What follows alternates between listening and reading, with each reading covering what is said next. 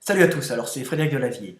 Alors ce matin à 5h32, je voulais faire une petite vidéo très importante car je propose des solutions pour sauver mon pays et que mon pays devienne un exemple et que mon pays brille dans le monde entier et apporte un renouveau pour la démocratie et un renouveau en tant qu'exemple, en tant que flambeau qui éclairera le monde en montrant aux hommes comment devenir libres. Voilà. Donc, on voit souvent dans la dissidence des gens qui dénoncent, effectivement, notre pays va mal, le monde ne va pas très bien. Hein, on voit qu'il faut qu'il y ait une restructuration, mais les gens se demandent encore comment pouvoir réaliser cette restructuration pour que nous puissions vivre en frères.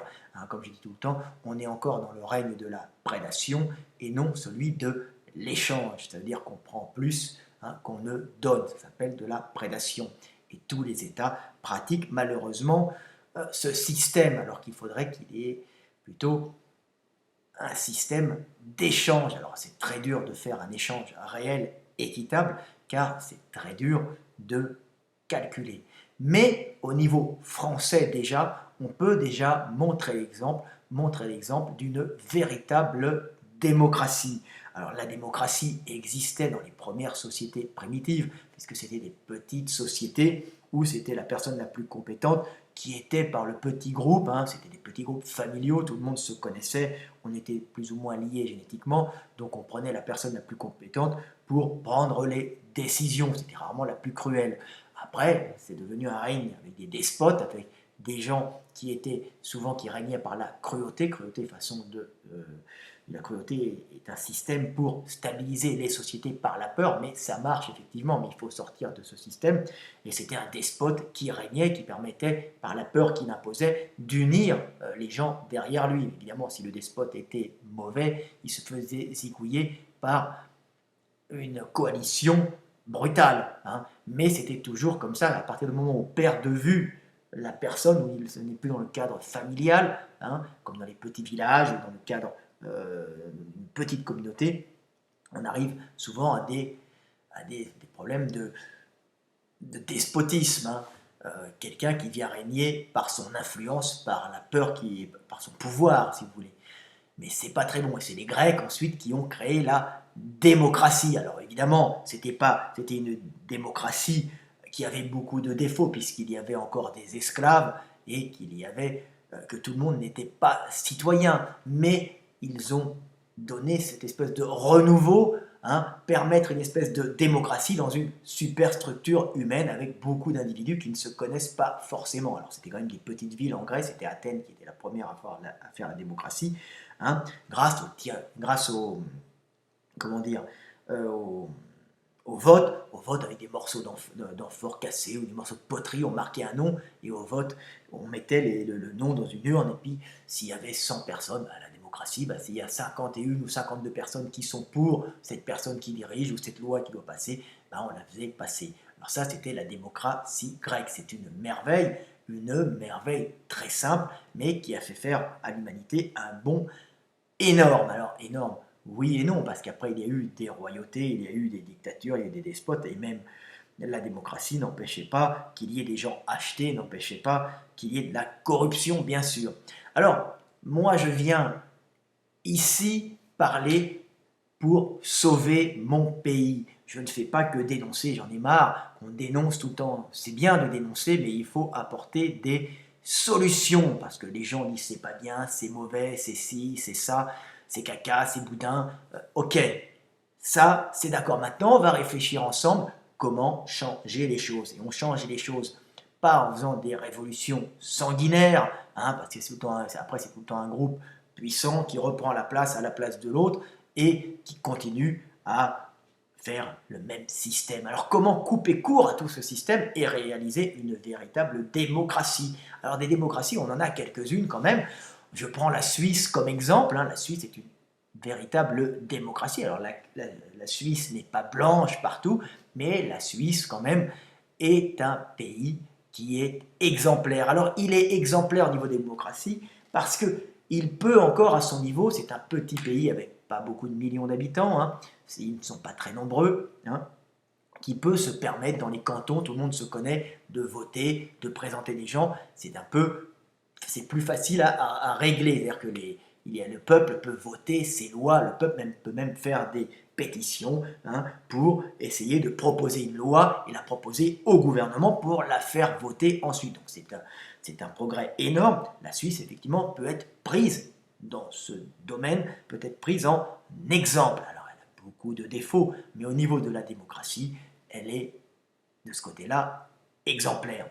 Alors, pour un grand pays comme la France, ça est plus dur, parce que quand on change d'échelle, hein, toujours, on est confronté à d'autres problèmes. Hein. Comment faire voter des lois, hein, quand on est plusieurs dizaines de millions au lieu d'être quelques millions? C'est tout de suite d'autres problèmes, hein, une contingente beaucoup plus difficile, un calcul normalement plus difficile, et c'est pour ça que la France, hein, n'est jamais passée en une réelle démocratie. Si vous regardez bien, on est une caricature de démocratie. Hein. Devant, il y a écrit démocratie, derrière, hein, c'est le despotisme d'un parti politique qui, en vérité, ou d'un homme, des fois à la tête de ce parti politique, hein, qui fait un peu régner son terrain, mais qui est souvent aux ordres de lobbies ou de puissances financières, malheureusement même des fois de puissances financières étrangères, voire de puissances étrangères, comme il peut actuellement. On voit la France qui se couche derrière des puissances étrangères. Mais il n'y a plus de il n'y a plus d'esprit de corps en France, hein, et ça depuis bien longtemps. Il y a le système de caste qui casse tout, qui était valable à un moment, mais qui dans une globale planète où il y a le libre-échange, il n'y a plus de frontières, n'est plus adaptée. Hein. La caste a été adaptée à un certain moment, hein. C'était des castes comme en Inde, mais elles ne le sont plus. De toute façon, c'est un système que je n'apprécie pas. Je suis profondément démocrate, hein. Nationaliste, patriote et démocrate, mais pour une vraie démocratie et que le peuple décide. Alors j'ai fait un petit texte pour ça, un petit texte que j'ai mis sur mon Facebook. Alors comme je vous dis, je ne suis pas un grand liseur, alors on m'accuse de dire liseur, non, liseur était utilisé avant, hein, c'était pour les gens qui parlaient à voix haute. Je crois que c'est dans la comtesse de Sévigné, on dit liseur, hein. Mais bon, je ne vais pas m'attacher, je ne suis pas un grand liseur, mais je vais vous lire mon petit texte que j'ai fait pour les gens de Facebook qui suivent, hein, les nombreuses personnes qui suivent mes posts et qui s'enrichissent sur mes posts, et moi je m'enrichis aussi de leurs apports et de leurs questions. C'est un vaste forum, hein, dans lequel des gens discutent, des gens ouverts discutent de tout. Nous acceptons tout à partir du moment où, sur mon Facebook, à partir du moment où on est aimable, poli, hein, et on peut s'opposer, mais en présentant des arguments. Si on vient dire caca, boudin, c'est moche, t'es un connard, tu fais des fautes d'orthographe, casse-toi, gros biscotto, je dégage direct, parce que ce ne sont pas des arguments, ce sont simplement des attaques, comme ils disent, des attaques sur le physique, sur l'orthographe, pas sur le fond, pas sur la démarche réelle de communication. On communique pour essayer de faire avancer les choses et de faire progresser l'humanité. Donc je vais vous lire mon petit texte qui, j'espère, vous mettra un peu de plomb dans la tête et fera avancer l'humanité. Et c'est un projet de loi que je présente ici, un projet de loi qui risque de tout bouleverser s'il est utilisé. Hein, si ce projet de loi est présenté au peuple. Faut-il encore que le peuple ouvre ses oreilles et cesse de regarder TF1, hein, où il y a un peu une ouverture d'esprit. Hein. Voilà, et cesse d'écouter les politiques qui sont souvent aux ordres de puissances qui ne sont pas forcément des puissances qui veulent le bien de la France, mais qui veulent leur bien à elles. Hein. Donc nous sommes sacrifiés quelque part pour des puissances étrangères, hein, ou des puissances économiques qui ne voient que leurs intérêts économiques, leurs intérêts caloriques. Toujours, hein, la calorie, cette foutue calorie qui est derrière tout. Voilà, alors mon texte c'est ça. Alors ça s'appelle « Pour la révolution démocratique ».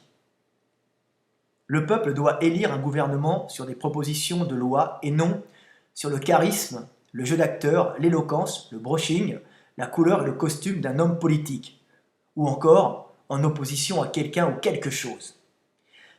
Chaque loi proposée par le gouvernement doit être votée par le peuple, ce qui empêchera tout despotisme du gouvernement. Dans ce nouveau système, les politiques ne sont donc que les porte-paroles des idées et des désirs du peuple, et non des guides menant les moutons au pâturage, à la tonte ou pire à l'abattoir. Ainsi, le peuple devient responsable de son avenir, bon ou mauvais. Il apprendra à être responsable comme un enfant apprend à marcher, par l'essai et la chute. Ainsi, les Français deviendront un vrai peuple d'hommes libres, impliqués dans les décisions de l'État, ne laissant pas des sénateurs ou des députés souvent corrompus, majoritairement parasites, décider à leur place. Nous devons tous réclamer le vote obligatoire des lois par le peuple et leur annulation si une loi votée est annulée au cours de son application par un nombre supérieur de votes négatifs au nombre de votes qui ont permis sa validation. Français, c'est votre seule solution pour briser les chaînes de l'esclavage, rejeter le joug de la soumission et enfin devenir des hommes libres. Voilà, alors ce petit texte que je vais mettre sur mon Facebook, relisez-le et comprenez-le. C'est la seule façon pour que vous, Français, vous deveniez un peuple d'hommes libres. Et maintenant, on peut le faire. Hein. C'est très simple. Hein. Quand je dis un vote, voter une loi, c'est très simple. Alors vous dire, oh, il y a plein de lois à voter, on ne pourra pas tous, mais ne votez que celles qui vous intéressent. Si vous n'êtes pas chasseur, vous n'avez que foutre de la chasse, vous ne voterez pas, la loi autorisant la chasse à la palombe de telle date à telle date. On n'en a que foutre. Par contre, un chasseur ou bien un écologiste sera intéressé et votera. Et s'il y a par exemple 5 votes pour et 4 votes contre, la loi à la palombe par exemple, interdisant la chasse de la loi palombe, s'il y a 5 votes pour et 4 votes contre, la chasse à la palombe sera interdite, hein, vous voyez. Hein, mais par contre, si au cours du temps qui passe, des personnes se mettent à vouloir qu'il y ait de nouveau, à vouloir éradiquer, annuler cette loi, s'il y a plus de 5 personnes qui voteront contre, cette loi sera revotée. Hein, c'est tout simple. Hein, pareil, s'il y a 5 millions de votes, je ne sais pas moi, le vote pour le mariage pour tous, tiens, tout le monde peut se marier. On fait un vote pour le mariage pour tous, tiens, ou bien on va faire un vote pour la polygamie. Hein, il y a des communautés religieuses en France qui veulent la polygamie, par exemple, on imagine. Eh bien, pas besoin de faire une manifestation dans la rue hein, pour dire oui ou non. Il y a un vote, 5 millions de personnes voteront, par exemple, il y a 5 millions de personnes qui voteront pour la polygamie, et 4 millions qui voteront contre. La polygamie passera parce que le peuple veut la polygamie. Et puis si au cours du temps qui passe, les gens commencent à revenir, à s'apercevoir qu'ils ont fait une erreur, et à ce moment-là, les gens dévoteront, c'est-à-dire qu'ils iront dévoter, ils appuieront sur leur petit boîtier électronique avec leur code, hein, et à ce moment-là, s'il y a plus de 5 millions, il y a 5 millions et une voix, la loi sera revotée à ce moment-là. Donc, ça permet d'être très mobile dans les lois, de les adapter pour les citoyens, c'est-à-dire que les citoyens décident de leur loi, décident de leur avenir, hein, mais ce n'est pas des décisions irrévocables, ce sont des décisions vivantes, organiques, qui peuvent être revotées en cas de problème. Alors on dira oui, mais comment vous allez voter? Je dis, mais vote électronique. Alors on va dire oui, mais en Amérique il y a eu des tricheries, tout ça. Alors, je ne dis pas qu'il faut un vote électronique pour l'élection présidentielle. Je dis qu'il faut un vote électronique pour les lois. Car qu'est-ce qui est le plus important? De voter pour truc, machin ou bidule? Non, on vote pour des lois. On ne vote pas pour un homme. Un homme doit s'effacer devant la parole qu'il prononce et devant le potentiel qu'il a par son verbe. Hein.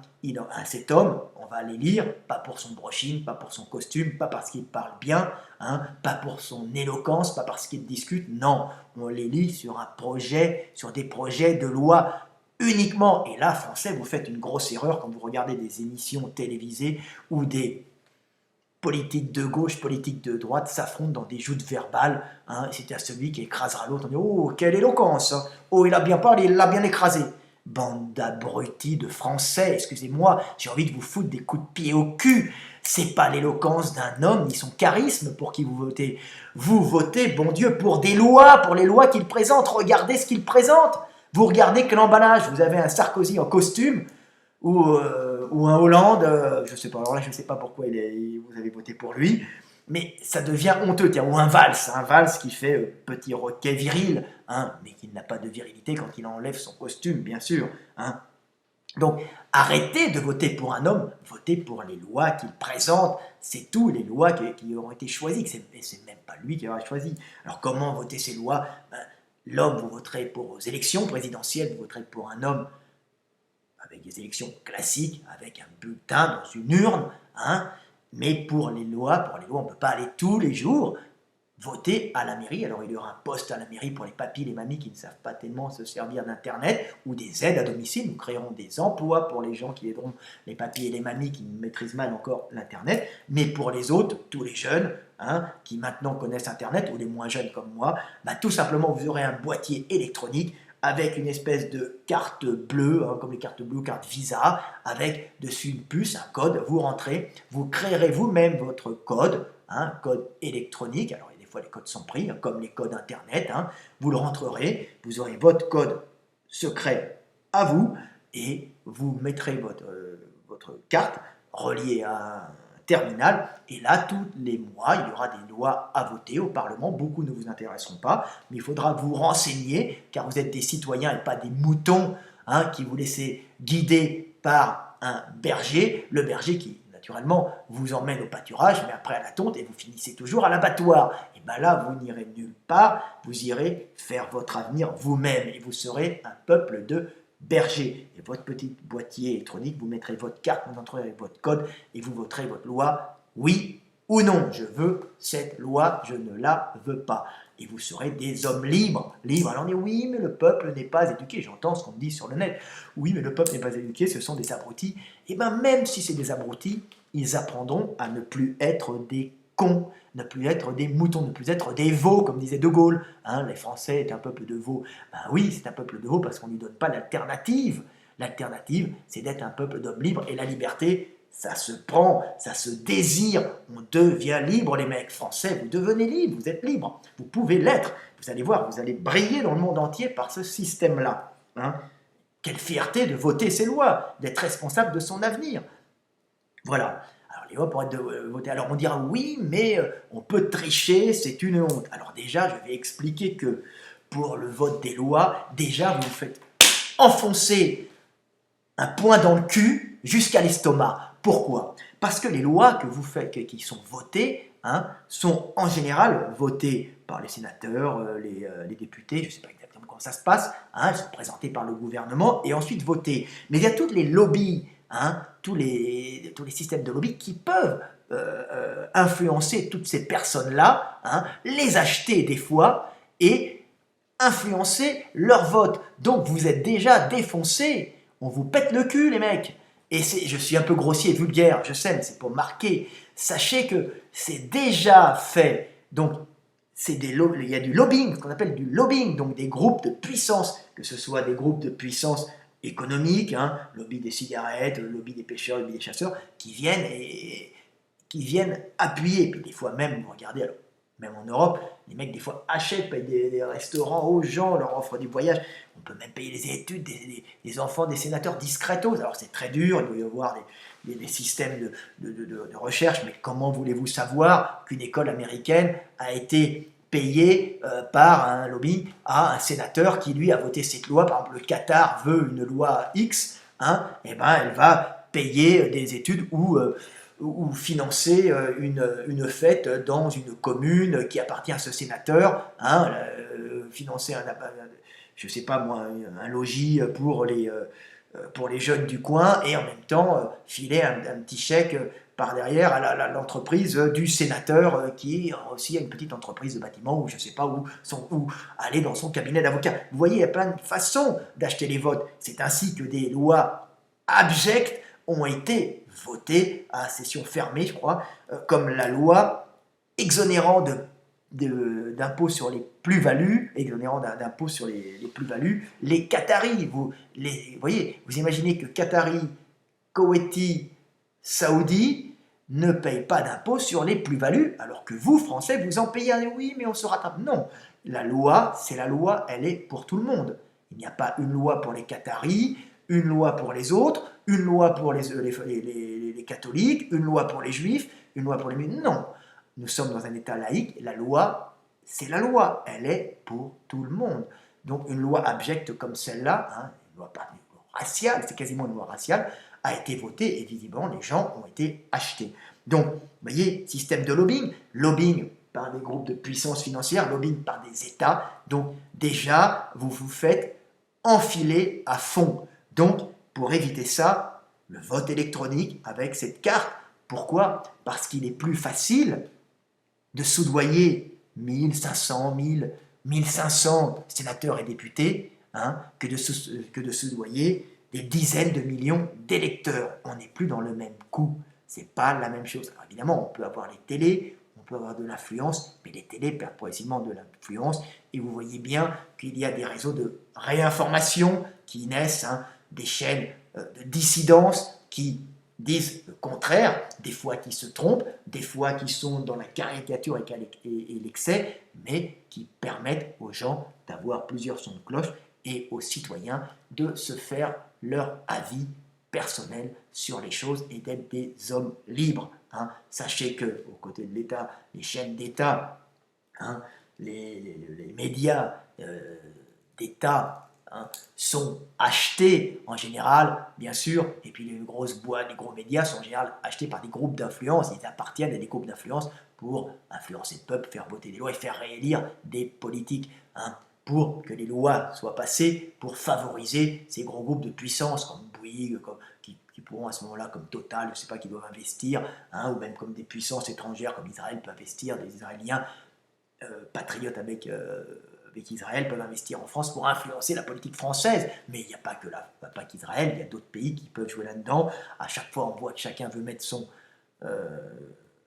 veut influencer l'État, hein, un autre État, pour pouvoir jouer sur le grand échiquier de la guerre économique pour la calorie, hein, prendre la calorie et la conserver pour rester en vie. On n'est pas dans le règne de l'échange, comme je dis, on est dans le règne encore de la prédation. Mais ça va changer, il faut que la France montre l'exemple. Et ce système que je vous donne est un système qui peut vous sauver. Hein. Vous allez voter vous-même vos lois hein, et les dévoter si ça ne va pas grâce à ce vote électronique. Une carte, un code, hein, et puis un boîtier électronique relié à un terminal. Et ça va être très dur à falsifier. Pourquoi? Parce que vous avez votre propre code, bien sûr, mais là rentrent les partis politiques, et les partis, on va leur donner un autre rôle. Au lieu de prendre le pouvoir pour un groupe de puissance étrangère ou un lobby quelconque, hein, parce que souvent les partis politiques roulent pour des intérêts économiques, et pas forcément les intérêts du peuple, mais les intérêts des gens qui les financent. Hein. Et bien là, les partis politiques vont perdre leur puissance, mais vont en gagner une autre. C'est-à-dire que la puissance qu'ils vont perdre, ils vont perdre cette puissance, toute puissance sur la domination du peuple. Ils ne pourront plus imposer des lois, hein, puisque c'est vous, le peuple, qui allez choisir les lois, les dévoter, si vous voulez. Donc les partis politiques vont perdre tout ce côté despotiste, tout ce despotisme des partis politiques. Quand ils arrivent au pouvoir, ils imposent. Nous imposons cette loi, le mariage pour tous. Nous imposons, je ne sais pas, la réforme de l'orthographe. Alors moi, personnellement, je suis pour la réforme de l'orthographe et je suis contre le mariage pour tous. Hein donc, mais je n'impose pas mon idée personnelle, elle doit être votée par le peuple, si vous voulez. Hein. Et si jamais le peuple veut, je ne sais pas, moi, comme j'ai dit, la polygamie, eh ben, il aura la polygamie. Et s'il trouve que la polygamie n'est pas valable, eh ben, il dévotera la polygamie. Le peuple doit être responsable, c'est-à-dire faire des bonnes choses, mais faire des conneries. Mais après avoir fait une connerie, pouvoir la changer, pouvoir utiliser ces erreurs pour avancer. Vous comprenez, on n'avance pas toujours en commun du bien, mais au moins, nous sommes libres. Un peuple doit décider de son avenir. Donc, vous voyez, c'est très simple. Donc, les partis politiques auront beaucoup moins de puissance, puisqu'ils ne pourront pas, imposer des lois au peuple, donc ils vont être lâchés par les lobbies, par les grosses puissances étrangères ou par les grosses puissances économiques qui les dirigent. Pourquoi? Parce qu'ils n'ont plus de puissance, puisque ce n'est pas le parti politique qui a de la puissance, c'est le peuple en général. Hein. Mais par contre, le parti politique aura une grande puissance dans le fait qu'il va vérifier s'il n'y a pas tricherie dans les élections, dans les votes des lois. Pourquoi? Parce que quand vous êtes membre d'un parti politique, 50 000 personnes donneront leur carte au parti politique, et celui-là, ce parti politique, quand il y aura une élection, il aura les codes des gens qui lui donneront. Les codes peuvent se changer bien sûr après, un peu comme vous changez votre code PIN sur votre appareil photo, votre code, vous le changez, votre appareil photo, votre appareil, votre portable. Vous pouvez changer votre code PUC ou votre code votre code PIN. Vous pourrez changer après avoir donné votre parti si vous décidez de partir du parti politique. Mais quand vous êtes dans un parti politique, vous leur donnez votre carte, votre code, et c'est eux qui iront taper oui, non pour les lois. Donc ils taperont tous d'un coup, bien sûr, tous les codes passeront, et c'est eux qui auront les codes, qui auront votre code d'accès, votre numéro par exemple 01027A. Ça serait par exemple mon nom à moi, c'est M. Delavier, c'est anonyme bien sûr, mais par contre ils pourront aller vérifier si 01027A correspond bien à oui ou non au central, si ça a bien été pris. Là ils pourront vérifier s'il y a eu fraude. Donc vous voyez, une possibilité de vérifier, une possibilité vraiment importante. Les partis politiques deviendront ceux qui proposent les lois et ceux qui vont les vérifier. Alors les partis politiques aussi proposeront les lois et ils les feront voter. C'est-à-dire que ça sera le même système au sein des partis politiques. Il y aura le parti politique qui, dans une discussion générale avec ses adhérents, parlera entre tous les... dans une espèce de hiérarchie qu'il y a dans ces partis, ils vont proposer des lois, ils vont discuter, et ces lois seront au sein du parti votées, et ces lois votées au sein du parti qui seront à ce moment-là présentées aux élections comme programme de ce parti, tout simplement. Un programme, ce sont des lois, et ce sont les électeurs du parti qui les auront votées. Donc, à tout niveau, ça sera démocratique, et le parti qui aura remporté les élections pour ses lois, pas pour son homme politique au charisme ou au brushing, au costume et à l'éloquence, on n'en a rien à foutre. Mettez-vous ça dans la tête, virez l'éloquence, virez le charisme. On n'attaque pas quelqu'un sur son physique, comme j'ai vu qu'on avait attaqué Hollande, qui pour moi est un minable, mais il ne doit pas être attaqué sur son physique, mais surtout sur la politique française qu'il fait et sur les lois qu'il a fait passer avec son gouvernement. C'est différent. Si il est petit, teinté et un peu chaud, ce n'est pas de sa faute. Il ne faut pas attaquer l'homme, il faut attaquer ce qui sort de sa bouche et ce qui sort de son parti politique et ce qu'ils font en loi, tout simplement. Donc apprenez à des hommes, des vrais. Donc voilà. Donc à ce moment-là, le parti politique présente des lois et ces lois seront, s'il est élu, votées par l'ensemble des Français. Vous comprenez? Donc les Français décideront réellement de leur avenir. Vous comprenez? Et c'est comme ça qu'on pourra devenir un exemple. Le flambeau de l'humanité pourra redevenir la France, le flambeau de la démocratie, mais une réelle démocratie, pas une parodie comme on a actuellement, avec un polichinelle, une marionnette de gauche, un acteur de gauche, un acteur de droite. Ils sont tous pareils, ils sont tous aux ordres des mêmes personnes, c'est simplement leur couleur qui change, mais en fin de compte, ils vont faire la même politique, et vous le savez très bien, une politique non patriotique, non nationaliste.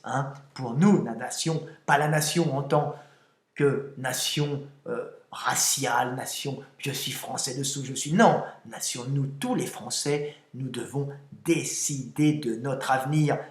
Nous devons nous unir derrière notre drapeau, derrière notre unité pour faire de notre pays un paradis où nous déciderons de notre avenir. Évidemment, nous allons tomber des fois, évidemment, nous allons avoir des crises, mais au moins nous pourrons changer les lois, les annuler et décider réellement de notre avenir. Donc voilà ce que je voulais dire. Alors, est-ce que j'ai d'autres petits trucs à dire là-dessus? Ben non, c'est à peu près tout. Le retour des partis politiques pour la vérification des fraudes. Les partis proposent une loi, ben voilà, c'est à peu près tout. Voilà. Dernier petit truc sympa, ce système doit être applicable à tout niveau de l'État. C'est-à-dire que les villes, les régions, quand une ville, par exemple, décide de grands travaux, hein, ben chaque grand travaux devra être voté par les habitants de la ville, hein, et de la région. Chaque grande décision devra être votée par les habitants d'une région. Alors on n'arrêtera pas de voter, mais on ne vous oblige pas à voter. Le vote se fera à la proportionnelle. S'il y a 10 personnes qui ont voté et 2 qui ont voté pour et 2 qui ont voté contre, eh ben le vote sera passé. Et par contre, si 50 000 personnes ne veulent pas et qu'il y a simplement 10 000 qui veulent, hein, eh ben la loi, la construction, on passera des lois, ne passera pas. Hein. Par exemple, une ville qui décide de mettre des parcomètres, hein, ben, quand elle décide de mettre des parcomètres, les décisions d'un maire doivent être votées par l'ensemble des citoyens, l'ensemble des habitants de la ville. Hein. C'est tout simple. Alors on mettra, voulez-vous mettre des parcomètres dans toute la ville et voulez-vous que les fourrières enlèvent les voitures qui sont mal garées dans la minute de dépassement d'horaire, par exemple. On va passer ça, bien sûr, vous verrez que le peuple ne veut pas. Voulez-vous des parkings? Vous n'en voulez pas. Et là, on verra réellement si le peuple en veut. Voulez-vous des voies sur berge? Toute décision de la mairie devra passer d'abord par un vote. Alors, évidemment, ce n'est pas grave, ce sera des votes électroniques. Vous voterez, vous. Évidemment, beaucoup de gens ne seront pas intéressés. Hein. Je ne sais pas, moi, voulez-vous qu'il y ait des Vélib? Moi, j'en ai rien à foutre qu'il y ait des Vélib. Voulez-vous qu'il y ait des voitures électriques? Je n'irai pas me déplacer pour voter pour une voiture électrique dans la ville ou pas. Hein. Ça ne m'intéresse pas. Hein. Par contre, on me dit, voulez-vous des parkings supplémentaires? Je vais dire, oui, je veux un parking supplémentaire. Hein, ça va être bien. Bon, ben, voulez-vous un éclairage pour telle région de la ville? Oui, voulez-vous un nouveau métro? Oui, je veux un nouveau métro. Vous voyez, chacun pourra voter en fonction de ses intérêts. Et là, vous deviendrez une véritable nation à tout niveau, niveau régional, niveau des villes, hein, niveau national. Vous deviendrez un peuple d'hommes libres, libres, libres. Soyez libres, ne soyez plus des esclaves. Hein. Ça me dégoûte de vous voir comme ça. Je suis profondément malheureux. Hein. Voilà, c'est tout. Et puis arrêtez de rechercher un homme qui a du charisme. On n'en a rien à foutre de son physique, on n'en a rien à foutre de son allure. Ce qui compte, c'est ce qu'il véhicule comme loi, comme changement. Et ces changements, c'est vous qui les désirez. Donc lui, il n'est que le porte-parole du peuple. N'oubliez pas, un homme politique s'efface derrière sa mission. Il n'est plus un corps, il ne représente plus que l'État. Il n'est plus un physique, il ne représente plus que l'État. C'est ça. Mieux encore, vous voyez, si j'étais président de la République, je me mettrais un salaire à 4 000 € maximum par mois. Par mois. Voilà. Et après, quand j'ai fini mon mandat, plus de salaire. C'est bon. J'aurais juste l'équivalent de la retraite correspondant aux 5 années passées à 4 000 €. Voilà. Et les gens doivent montrer l'exemple. Rentrer en politique, c'est comme rentrer dans les ordres. C'est un sacrifice pour le peuple. C'est un homme qui a eu une vie d'homme, qui a eu une vie professionnelle, qui a eu des réussites et des échecs dans la vie, donc qui a connu l'existence et qui ensuite se bat pour son peuple, hein, pour son pays, hein, et qui s'abandonne, qui s'oublie, qui n'existe plus. Il n'est que la volonté du peuple. Voilà, il n'est qu'un symbole. Voilà ce que je voulais dire. Hein, et réapprenez à être des hommes et réapprenez à avoir de vraies valeurs. On ne vote pas pour un individu, on ne vote pas pour un charisme, on ne vote pas pour un costume, on ne vote pas pour un brushing, on ne vote pas pour l'éloquence, on ne vote pas parce que cet individu dans une émission d'État abjecte, hein, sur une chaîne d'État pourrie, c'est bien défendu quand des 2 journalistes abrutis, hein, dans les merdias ont essayé de le piéger et par des joutes verbales a réussi à les désarçonner. Non, un homme, c'est pas ça. Un homme politique, hein, c'est un projet, c'est des projets de loi qui sont avec lui. Lui, il n'est rien. Il n'est que le porte-parole du peuple. Voilà, c'était Fred Delavier. À bientôt. Et je voudrais que vous soyez des hommes libres comme moi, j'arrive à l'être. Et c'est très dur, sachez-le. La liberté a un prix. À bientôt, mes amis. Révolution, mais révolution démocratique.